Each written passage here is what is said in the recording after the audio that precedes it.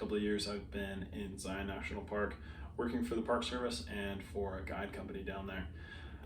And I decided to make these canyoneering videos to help people get into their first canyon if they have a little bit of rappelling experience or are climbers. So if you don't have those skills down yet, head to your local gym, get those skills down, and then come back, we'll get you out into your first canyon. So this first video is going to be all about the gear and the knowledge that you'll need for your first canyon. So let's go over the basics. First things first, gotta have a harness. Pretty much any climbing harness will work. They do make canyoneering specific harnesses. If you're in a sandstone environment, having the scud butt or the plastic piece on the butt, that makes a big difference. It makes it last a lot longer. However, a climbing harness works at a pinch. Next up, let's talk about belay devices. So this is a Imlay Canyon Gear Critter. It's my personal favorite just because it's reversible, it's symmetrical, you can use both sides, and it's really easy to add friction on the fly. So as I'm rappelling down, I can throw one leg of the rope over this little guy right here and almost double my friction just on the fly. There's a lot of versatility. You can use it for a lot of different things. It comes in real handy.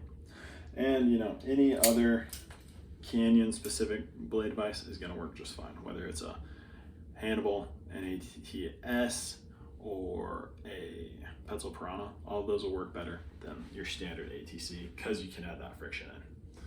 The other thing you're going to need is a personal anchor system. So this one's just super simple. It's a sling into my hard point with a locker on the end. That allows me to throw into an anchor, be secure, and do my rigging hands-free. I don't have to hang on to anything. Then when I have the rope through here, have the rope on my device, I can put one hand on that rappel, strand of the rope, and then come off the anchor, and I'm ready to go. So PAS, vitally important.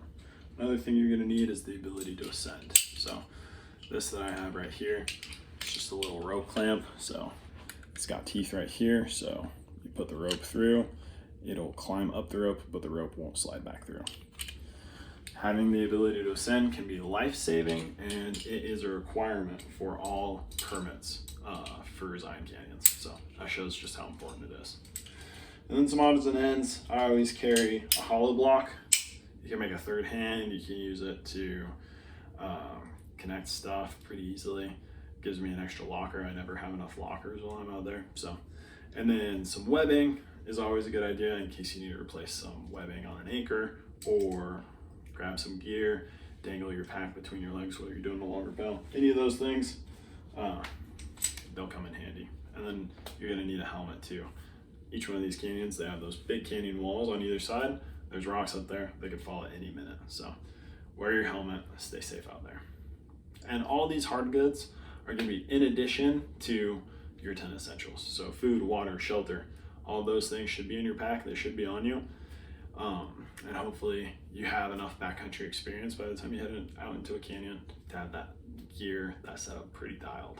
So that's it for the hard goods. Now let's talk about the soft goods. The soft goods that you're gonna need, or like soft skills, they're gonna be the knowledge that you're bringing out into the canyon with you.